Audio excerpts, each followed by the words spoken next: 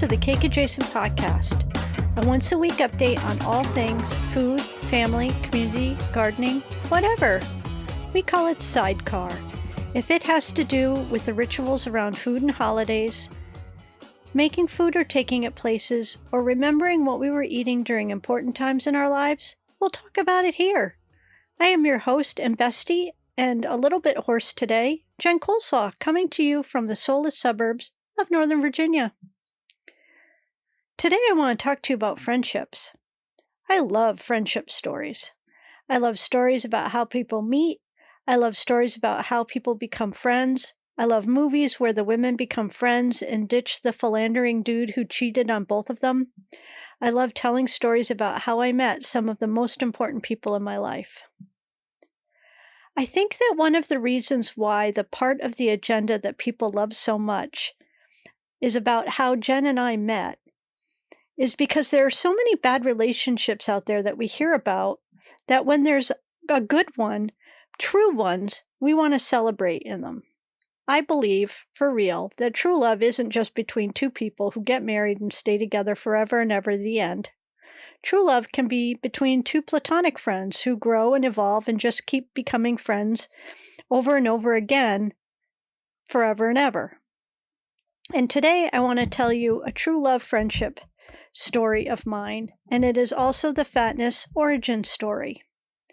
Fatniss is my tiny emotional support hippo who is featured on my socials, especially when I'm feeling scared at the oncologist, or when I'm at a meeting that is pissing me off, or when I'm anxious about being at some location I really don't want to be, or when I'm having a good time and I want to share it with her and you. Some of you may have read this before because I've talked about it on the socials, but it's really important to share this story today. When I moved from Providence to Northern Virginia, I was lonely because I was recovering from a serious illness and surgery, and I had no friends or a job yet. The only person I knew was Ben. And Northern Virginia is not the most hospitable place. It's a very disposable place. It's a temporary place. And it is about the opposite of a small, vibrant, artsy college town like Providence, as you can imagine. There are so many places here that look exactly alike, either neighborhoods or shopping plazas, and everything is named similarly, like Fair Oaks or Fair Lakes or Fairfax Circle or Fairfax Center, and it's really hard to find any sense of self here. And I have often said it's like living in an airport hotel. Because while yes, there are some people who grew up here and stayed here, for the most part, people are here just doing time for their work or military or government service or the good schools or all of the things related to work and military and government service. And then when they are done with those things, they leave for other, cheaper places, friendlier places.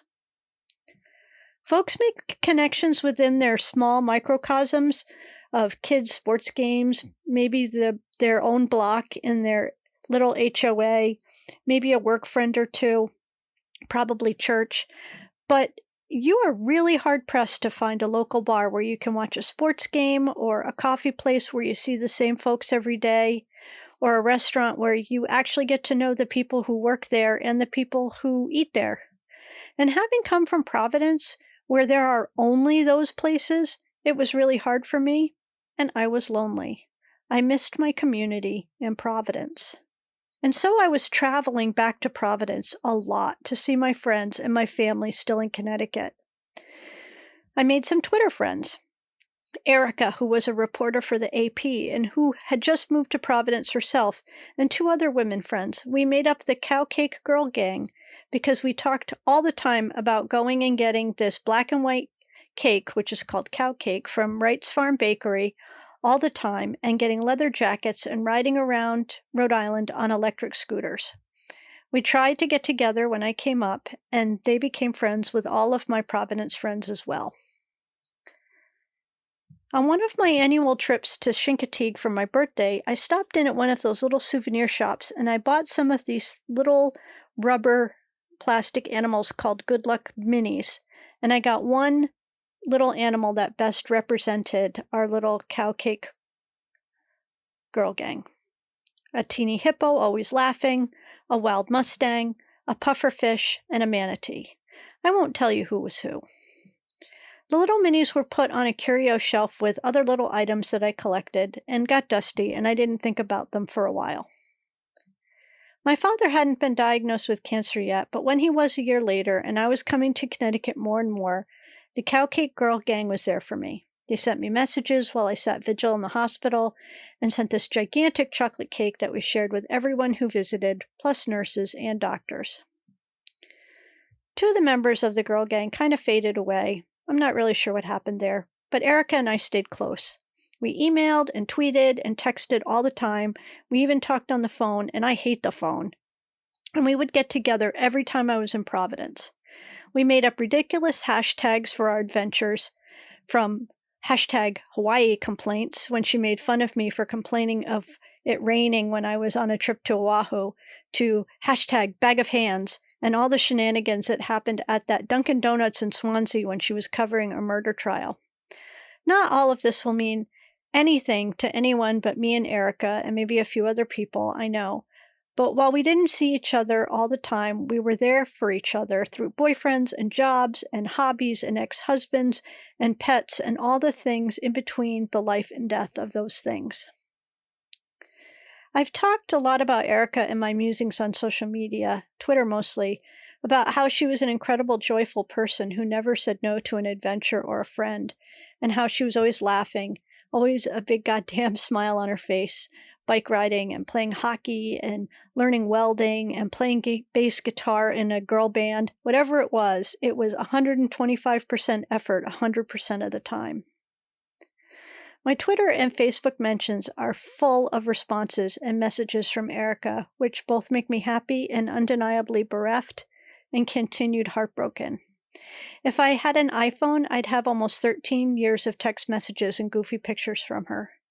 She took care of all of our mutual friends, checking in on those who were having trouble in their lives, never judging, always loving, just the best friend. Posting pics from her outriding adventures on her bike, sunset pictures from her Goodnight Providence series, tucking in the city she had come to really love.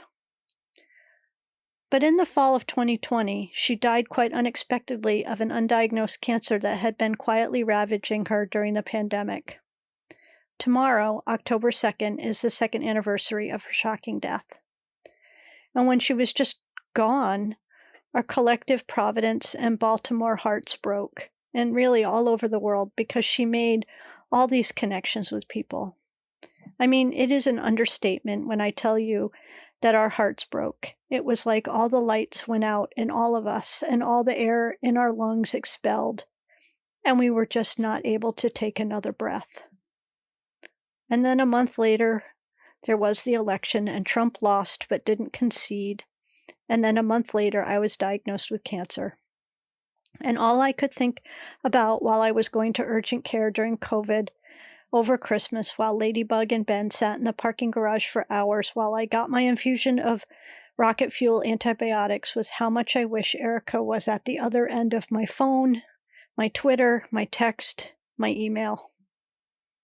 And on Insurrection Day, while my phone was pinging out of my pocket like a wild animal, I was literally getting microchipped for my surgery in this grubby basement of the worst health center in our network, which, by the way, I am convinced is haunted, and I would have had this whole conversation with her about that. I wanted so much to get her take on everything going on. Erica would have had so much to say about all of this, cancer and Trump and election and insurrection, and I missed her more and more as the days went on, not less. And then just before radiation started, and I was figuring out coping mechanisms the way I do, what am I going to wear to radiation? What am I going to put in my pocket as a talisman? I found the hippo again. I mean, I found the whole Cow Cake Girl Gang Good Luck Mini Quartet, but it was that hippo. That hippo with the big goddamn smile and that up for anything vibe. Let's fucking go! And I made it a thing. But I was always going to take that hippo with me everywhere from now on, because by now I'm sure you have guessed who Fatniss represented in that group. I don't miss Erica any less, but I have her with me in my own weird way that I know she would appreciate and approve. I love my friends with all my heart. I'm not really a halfway person in much of anything. I'm an all in all the time. And I met her right on Twitter. Here's the thing. No person is made into an already complete puzzle. We're all made up of pieces, and other people are made up of pieces, right? And we fit each other's pieces, puzzle pieces sometimes. I know how trite that sounds, but I can't think of a better analogy. Sometimes your family are your other puzzle pieces, and sometimes they are absolutely the wrong size and shape, and that's okay, because they're the right size and shape for other people. The trick is to not jam those pieces into the spots in your life that are empty, just assuming they'll make you whole. I hope you have your Erica, whether she's a friend you've known since you were a kid, or someone you met in the grocery store checkout line 2 weeks ago, or someone that you just happened to find on Twitter because she was looking for advice about something having to do with Providence. Hang on to her. And I hope you have your version of Fatniss, an emotional support hippo who you carry with you wherever you go, taking selfies for her because she hasn't figured out the camera phone, with that big smile on her face, always looking up and laughing, encouraging you to try new things, meet more people, pet that dog, adopt that cat, and embark on every goddamn adventure that comes your way. Let's fucking go! So that's the origin story of the best hippo friend a girl could ever have, who has supported her quietly on a dusty shelf for the past 12 years and loudly for the past 18 months, and the story of one of the best girlfriends who supported me loudly for 12 years and quietly for the last year and a half. And with those thoughts, let's get right to the food holidays for the month of October, because I can tell you that not only would Erica love this podcast and support it, she totally loved the food holiday updates. And there are a lot of good food holidays in October, which is also Erica's birthday month. For the month of October, starting today, we have Eat Better, Eat Healthier month, which is immediately followed by Eat Country Ham month, which I don't find ironic at all.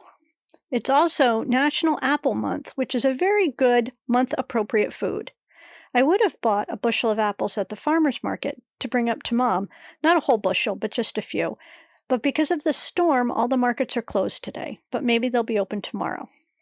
It's National Caramel Month, which gets 2 thumbs up from me, as well as National Chili Month. Ben makes a really good chili, and so do I, but his is better, and our friends at the vet's office love it, so we often bring it with us when we go up there. October is also National Cookie Month, and I should have planned for that and shared a cookie recipe every week, but I guess I still have time. Yet another thing I put in the Patreon perks. It's National Dessert Month, and I think you know my motto, which is eat dessert first. And if that isn't always feasible, at least know what is for dessert so you can determine just how much dinner to eat because you want to save room for dessert. This month is also Pickled Peppers Month, and while I'm not a fan of eating them, they are fun to make. My beloved stepfather loved sweet pepper relish, and we would make about a gallon every year to get him through the 12th month of pickled pepper relish. It is also National Pizza Festival Month, and I'm not sure what that means, so I guess just eat pizza often in October. It's also National Popcorn Poppin' Month, which I can get on board with because I love popcorn, especially that fancy popcorn from Indiana, which is like the popcorn center of the universe. I'm a fan of the hull-less popcorn that is blue or ruby red because it is so tiny and tender. That kind of gourmet popcorn is such a great gift for anyone who likes popcorn. And if you wondered how I pop my corn, I use grapeseed oil in my Whirly Pop popcorn pot. If you need details on that, you just let me know.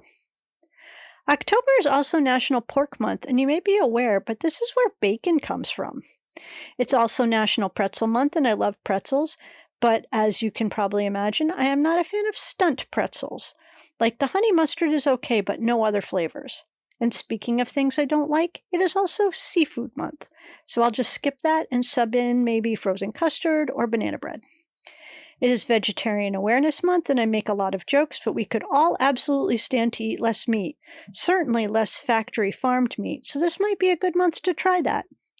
And I have heard that it is also Sober October, which I don't think I would need to celebrate because I just don't drink enough for it to be a thing. But if this is something that you do, I recommend you do it now instead of dry January, when everyone is sad and depressed and the sun never comes out. Dry January just seems like a bad idea all around. It really just sets people up for sadness. Okay, now on to the first week of October, which is Chili Week and No Salt Week, which are a bit contradictory, so good luck with that. Luckily, chili is also a month, so you have 3+ other weeks to eat chili if you have to go no salt for 1 week. Now, let me take a breath. For this week's food holidays, and I'm going to go all the way to the 11th because I'll be visiting Mom next week. Please pray for me and my sister. Please celebrate with me. So I'm not sure I'll get a pod done unless you want me to try to record one with Kath. Let me know in the Twitter comments or email me at 2chocolatecakes@gmail.com and tell me what you think Catherine and I should talk about on the podcast next weekend. Today is World Vegetarian Day. My favorite vegetarian foods are usually from Indian restaurants. I love sag paneer, which is spinach and rice and cheese in a not too spicy tomatoey sauce. I like a lot of vegetarian things. I just don't like fake meat or fake cheese. I was actually a vegetarian for a few years when I was in my late 20s, when the idea of eating meat that had bones still in it just horrified me. And I ended up with pernicious anemia, which is a very serious B12 deficiency because I just do not absorb enough B vitamins from other foods well enough, and I got pretty sick. Enough that doctors thought I had multiple sclerosis. But all I needed was injectable B12 and to go back to eating meat if I wasn't going to be a better vegetarian. I still do not eat meat that has bones attached to it, though. It is also something called pudding season begins, and while I could just click through the link and probably find out that it's the British version of pudding, which means dessert, I would rather just guess or imagine, and I'd like to think that it is all kinds of puddings. Maybe Yorkshire pudding. I like Yorkshire pudding a lot. It is also Homemade Cookies Day, and I'm still feeling kind of puny from whatever little bug, not COVID, I've already tested twice, I caught at last week's conference, and I'm not going to make cookies today. Plus, it's very damp and humid and rainy here from the storm, and that's a terrible cookie baking weather. But if I was going to bake cookies, it would be peanut butter cookies, so that perhaps will be this week's recipe for the Patreons. Yet another plug for joining the Patreon. Sunday, October 2nd, is National Fried Scallops Day. Yuck. You can have mine because you know I do not eat seafood or shellfish. Monday the 3rd is Caramel Custard Day, which I think you also may know as flan. And I like that, although I actually prefer creme brulee because I like that crunchy top. Tuesday is Taco Tuesday, and can you actually imagine that it falls on a Tuesday this year? So that's like double happiness. It's also Vodka Day, and while I am not sponsored by Tito's Vodka yet, I recommend Tito's Vodka while you enjoy your tacos. Vegetarian tacos, if you're trying to cut meat out of your diet this month. You can stuff a taco full of veggies and cheese and taco spices, and it will be so delish. It is also Cinnamon Roll Day, and I had such a good cinnamon roll this past week at that conference, and the coffee was so good. Normally, those little continental breakfasts at those things are just awful. It's like the coffee is the worst, and the pastries are like cardboard. But this was probably one of the best cinnamon rolls I've ever had, and it was easily the best coffee I've ever had. I really need to find out who catered that event. Wednesday, the 3rd, is National Apple Betty Day, and here's a quick little primer on the differences between all of the baked apple things.